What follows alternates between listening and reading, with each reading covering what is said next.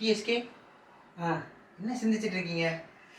ஒண்ணுடா, NEET படம் பார்த்துட்டு வந்ததுலேருந்து என் மண்டைக்குள்ள யாரோ கையை விட்டு மூளையை வெளியே எடுத்து பிஷிங்கிட்டு திரும்ப மண்டைக்குள்ள வச்ச மாதிரி இருக்குடா. ஒன்றுமே புரியலை, ஒரே தலைவலி. இந்த படத்துல புரியாம அப்படி என்ன இருக்கு? அப்போ இந்த படம் உனக்கு புரிஞ்சுதா? நான் வேணா எக்ஸ்பிளைன் பண்ணவா? எங்க சொல்லு பார்க்கலாம். ஸ்ரேயாவும் ரவியும் லவ் பண்றாங்க. இந்த லவ்வுக்கு நடுவுல சின்ன சண்டை. இந்த சண்டையை தீக்க வந்தவங்க தான் பிரபுவும் நிலாவும். இந்த சண்டையை தீக்கிற கேப்ல இவங்க 2 பேருக்கும் லவ் ஆயிடுச்சு. இந்த லவ் அப்படியே கொஞ்சம் தூரம் போச்சா, அதுக்கப்புறம் இவங்க 2 பேருக்கும் பிரேக்கப் ஆயிடுச்சு. இந்த கேப்ல நிலாவுக்கும் அரவிந்துக்கும் கல்யாணம். அதே கேப்ல பிரபுவுக்கும் பிரீத்திக்கும் கல்யாணம். ஓகே, அதுக்கப்புறம் ராஜேஷும் பிரபுவும் கல்யாணத்துக்கு போறாங்க.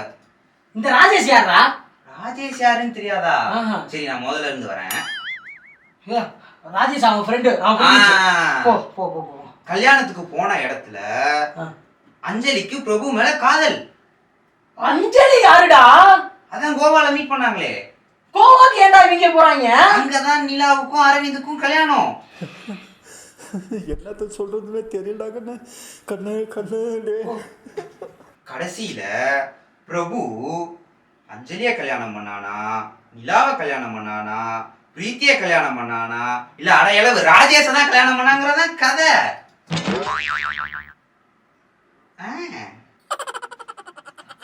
படம் புரியலன்னு தானடா ஓட்ட கதை கேட்டேன். நீ சொன்னதுல எனக்கு இன்னும் மண்டே பிச்சுக்கிற மாதிரி ஆயிடுச்சா. இதுக்கப்புறம் நீ வாயே திறந்த அவ்வளவுதான், அசிங்கமா கேட்பேன். இடையில ஒரு கேன்சர் பேஷண்ட் ஒரு கதை. இதுக்கப்புறம் வாயை திறந்தா வாயிலே நானும் போடுவேன்.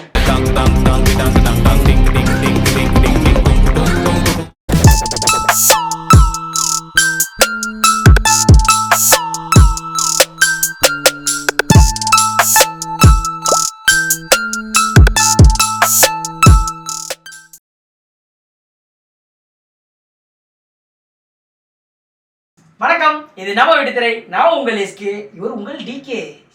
இன்னைக்கு நம்ம என்ன படத்தை பத்தி பார்க்க போறோம்னா, தனுஷ் டைரக்ட் பண்ணி பாவிஷ், பிரியா பிரகாஷ் வாரியர், அனிகா சுரேந்திரன், மேத்யூ தாமஸ், சரத்குமார். போத நிப்பாட்றா.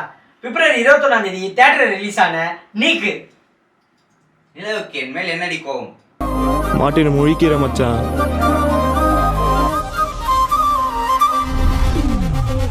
இந்த படத்தோட கதை என்னன்னா, ஸ்ரேயாவும் ரவியும் லவ் பண்றாங்க. இவங்க லவ்வுக்கு நடுவுல மறுபடியும் முதல்ல இருந்தா சின்னதா ஒரு பிரேக்கப் ஆகுது. இதை தீக்க வந்தவர் தான் பிரபு. என்ன பண்ற? கதை சொல்ல போறேன். நீ சொன்னதே போதும், வாய மூடுறா. ஒரு பிரேக்கப்ல ஆரம்பிக்கிற கதை பல பிரேக்கப்ல போய் முடியுது. இவங்களா ஏன் லவ் பண்றாங்க, எதுக்கு லவ் பண்றாங்க, இவங்களா கல்யாணம் பண்ணாங்களா பண்ணலையா, இந்த பிரேக்கப் ஏன் ஆச்சு ஏன் ஆகல, இதுதான் இந்த படத்தோட மீதி கதை. ஒண்ணுமே புரியல. இதுக்கப்புறம் நீ வாயை திறக்காதடா. அடுத்த பாயிண்ட் போ. சரி தினேஷ், படம் உங்களுக்கு தான் புரிஞ்சிச்சுன்னு சொன்னீங்க, நீங்களே படத்தை பத்தி சொல்லுங்க. எனக்கு இந்த படம் புரிஞ்சிச்சு, ஆனா பிடிக்கல. எனக்கு அவ்வளவா ஒர்க் அவுட் ஆகல இந்த படம். சரி, ஃபர்ஸ்ட் நம்ம பாசிட்டிவ்ல இருந்து போயிடலாம். இந்த படத்துல என்னென்னலாம் பாசிட்டிவ்னா, camera work, art work, costume designing, அப்புறம் லைட்டிங், எடிட்டிங். ஆமா எடிட்டிங், அப்புறம் மியூசிக். இது எல்லாமே இந்த படத்தோட பாசிட்டிவ். ஃபர்ஸ்ட் கேமரா ஒர்க் பத்தி சொல்லணும்னா, இந்த படத்துல இருக்க ஒவ்வொரு ஃப்ரேமும் அவ்வளோ அழகா இருந்துச்சு. ஒவ்வொரு ஃப்ரேமையும் ஃப்ரேம் பண்ணி வீட்லயே மாட்டலாம், அந்த அளவுக்கு அழகா இருந்துச்சு. அதுக்கேற்ற மாதிரி லைட்டிங்கும் காஸ்டியூமும் சூப்பரா இருந்துச்சு. பார்க்க அவ்வளோ கலர்ஃபுல்லா இருந்துச்சு. சாங்ஸ் எல்லாமே சூப்பரா இருந்துச்சு. பாட்டோட ஒரு ஃப்ரேமுமே பயங்கரமா இருந்துச்சு. எல்லாமே நல்லா இருந்துச்சு. அந்த எடிட்டிங்கும் நல்லா பண்ணியிருந்தாங்க.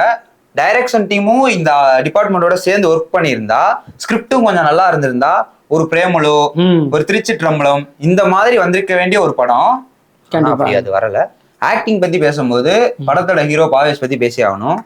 ஓப்பனிங்ல ஒரு சாங் ஒன்று வரும். ஓப்பன் பண்ணோடனே ஒரு சாங் வரும். அதுல டான்ஸ்லாம் சூப்பரா ஆடி இருந்தாரு. 4 சிங்கிள் ஷாட் டேக் இருக்கும். அதான் நல்லா டான்ஸ் பண்ணியிருந்தாரு. அதெல்லாம் பார்த்துட்டு ஓகே நல்லா நடிப்பாரு அப்படின்னு நம்ம நினைச்சோம். ஆனா இல்ல, நான் நல்லா நடிக்க மாட்டேன் அப்படின்னு நான் டான்ஸ் ஆடுறதோட அவ்வளவுதான். ஆமா, 4 டேக்கு 6 ஸ்டெப்பு அதோட நீங்க விட்டுருங்கன்ற மாதிரி தான் இருந்துச்சு. படம் பார்த்துட்டு படம் ஃபுல்லா தனுஷ் மாதிரியே அவர் நடிச்சிட்டு இருக்காரு. அது சொல்லி அவனுக்கு சொல்றேன். தனுஷ் மாதிரியே நடிக்கிறாரு, தனுஷ் மாதிரியே நடக்கிறாரு, தனுஷ் மாதிரியே டைலாக் பேசுறாரு, தனுஷ் மாதிரியே எல்லாமே பண்றாரு. ஆனா தனுஷ் பண்ற மாதிரி நல்லா பண்ணல. தனுஷ் மாதிரி பண்ணணும்னு நினைக்கிறாரு. நெக்ஸ்ட் படத்துல இருந்து அவர் இம்ப்ரூவ் பண்ணுவாரு நம்புறோம். கண்டிப்பா. அதே மாதிரி அனிகா சுரேந்திரனும், அனிகாக்கு இது ஃபர்ஸ்ட் படம் கிடையாது, ஆனா அவங்களும் அவ்வளவா நல்லா நடிக்கல. அவங்க லிப்சிங்க்கும் ரொம்ப மோசமா இருந்துச்சு. சரண்யா பொண்ணுன்னெல்லாம் நமக்கு மிச்ச படத்துல பார்த்தா இந்த மாதிரி ஒரு அம்மா இல்லையே நீங்க. விஐபி படத்துல எல்லாம் அவங்கள பார்த்துட்டு அம்மா அம்மான்னோம், இந்த படத்துல அவங்கள பார்த்துட்டு ஏமா ஏமா அப்படின்னு தான் நம்ம கேட்குற மாதிரி இருந்துச்சு. ஆமா, அதுக்கு காரணம் அவங்க ஆக்டிங் கிடையாது. அதான் நாங்க சொன்ன மாதிரி ஸ்கிரிப்ட் ரொம்ப வீக்கா இருக்கு, ஸ்டோரி லைனும் வீக்கா இருக்கு, டைரக்ஷனும் ரொம்ப வீக்கா இருக்கு. மேத்யூ தாமஸ்லாம் மலையாளத்துல செம்மையா நடிப்பாரு. இந்த படத்துல அவரை டோட்டலா வேஸ்ட் பண்ணிருக்காங்க. அவருக்கு லிப்சிங் ஆகல. அவரெல்லாம் எனக்கு தெரிஞ்சு மலையாளியாவே நடிக்க விட்டுக்கலாம், மலையாளி ஃப்ரெண்டாவே விட்டுருந்தாலே அவர் அந்த பாஷையில நம்ம தமிழ் கலந்து பேசியிருந்தா நல்லா இருந்திருக்கும்னு எனக்கு ஃபீல் ஆச்சு. ஆக்டிங் மட்டும்தான் பார்த்தா டைலாக்கும் சிங்க் ஆகல. டைலாக்லாம் வந்துட்டு சும்மா ஏதாவது பேசணும்னு பேசுறாங்க, என்னென்னமோ பேசுறாங்க, யாரோ வராங்க, சம்மந்தம் இல்லாம பேசுறாங்க, சம்மந்தம் இல்லாம பேசிட்டு இருக்காங்க. திடீர்னு இளையராஜா பத்தி பேசுறாங்க, திடீர்னு திடீர்னு வண்டியில இருந்து நிப்பாட்டி விடுறாங்க, திரும்பி வண்டியில ஏத்துக்கோன்றாங்க. அது மாதிரிதான் இப்ப நான் சொன்ன மாதிரிதான், இவன் ஏன் வந்தான்னு தெரியாது, இவன் ஏன் போனான்னு தெரியாது, இந்த லவ் ஏன் போச்சுன்னு தெரியாது, இந்த லவ் ஏன் வந்துச்சுன்னு தெரியாது. ஆனா இந்த படம் வந்தது மட்டும் உண்மை. ஆமா, லியோன் பிரியேட்டோட கேமராவை மட்டுமே நம்பி, ஜிவி பிரகாஷோட மியூசிக்கை மட்டுமே நம்பி ஒரு படம் எடுத்தா அந்த படம் இப்படிதான் இருக்கும். கண்டிப்பா கண்டிப்பா. தனுஷோட டைரக்ஷன் வந்து ஆக்சுவலா எல்லாரும் இப்படி போயிட்டு இருப்பாங்க, தனுஷ் மட்டும் இப்படி போயிட்டு இருக்காருன்னு நினைக்கிறேன். பவர் பாண்டி நல்லா இருக்கும், ராயன் அதை விட கொஞ்சம் நல்லா இருக்கும். இது ரொம்ப மோசமா இருக்கு. அவரு படம் எடுக்கிறனால என்னன்னு தெரியல, டைரக்ஷன்ல ஸ்கிரிப்ட் ரைட்டிங்ல எல்லாம் ஒர்க் பண்ணாம அப்படியே வந்து படம் எடுத்து கொடுத்துட்டு போயிடுற மாதிரி இருக்கு. அதாவது அவரு நடிக்கிறதுல அவரை நமக்கு ரொம்ப பிடிக்கும். ஒரு கேரக்டரையுமே அவரா உள்வாங்கி நடிப்பாரு. இப்படி கேரக்டர் எல்லாம் உள்வாங்கி நடிக்கிற ஒருத்தர் வந்து படம் எடுக்கிறாரு. எந்த கேரக்டருக்குமே கேரக்டருக்கே இல்ல. நீங்க இந்த படத்துல இருக்க யாரையுமே உங்களுக்கு பிடிக்காது. இந்த படம் பாத்தீங்கன்னா இந்த கேரக்டர் எனக்கு ரொம்ப பிடிச்சிருக்கு அப்படின்னு சொல்ற மாதிரி யாருமே இல்ல. நம்ம சொல்லுவோம்ல, அந்த கேரக்டரை உள்வாங்கி பண்ணிருக்காங்கன்னு. இவங்க அந்த கேரக்டரை உள்ளேயும் வாங்கல, வெளியேயும் வாங்கல. காதுல இந்த காதுல வாங்கி இந்த காதுல விட்டு பண்ணிருக்காங்க, அவ்வளவுதான். தனுஷ் ஆக்ஷன் சொன்னாரு, நம்ம நடிக்கணும், அந்த மாதிரி நடிச்ச மாதிரிதான் இருக்கு இந்த ஃபுல் படமே. அது ரொம்ப இது வேற 2K காதல்னு வேற சொன்னாங்க. ஆமா, எனக்கெல்லாம் சுத்தமா கன்வே ஆகல. இவெல்லாம் 2K, நீலாம் 2K தான்டா, உனக்கு கன்வே ஆச்சா? இல்ல, எனக்கும் பிடிக்கல. எனக்கு அவங்க பாக்குற 2Kல இருக்கவங்க யாருக்காவது இந்த படம் கனெக்ட் ஆச்சுன்னா கமெண்ட்ஸ்ல வந்து எனக்கு இந்த படம் பிடிச்சிருக்குன்னு சொல்லுங்க. நாங்க ஒருவேளை ஓல்ட் ஆயிட்டோம்னு ஒத்துக்கிறோம். ஜிவிஎம் படத்துல வர மிடில் கிளாஸ் ஃபேமிலியே பரவாயில்ல போல. இவனுங்க என்னடா மிடில் கிளாஸ்ன்றானுங்க. அவன் எல்லாத்துக்கும் ஃபிளைட் டிக்கெட் புக் பண்ணி கொடுத்துட்டு டெஸ்டினேஷன் வெட்டிங் எல்லாம் பண்ணிக்கிட்டு இருக்காங்க.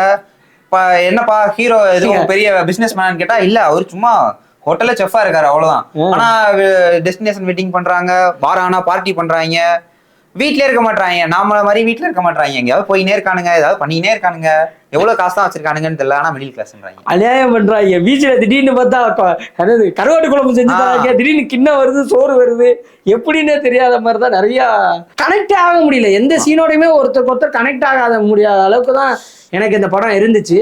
தனுஷ் நான் ட்ரெய்லர்ல ஒன்று சொன்னாப்புல, ஜாலியா வாங்க ஜாலியா போங்க அப்படின்ட்டு. நாங்க அதே மாதிரிதான் எல்லாரும் ஜாலியா தான் உள்ள வந்தோம், ஆனா ஜாலியா வெளியே போல. இந்த படத்துல எங்களுக்கு ஒண்ணு தான் ரொம்ப பிடிச்சிருந்துச்சு. கோல்டன் ஸ்பாரோ என் நெஞ்சில ஆரோ, நீ இல்லாத லைஃப் ரொம்ப சாரோ. என் பாட்ட கேளு, தங் தங்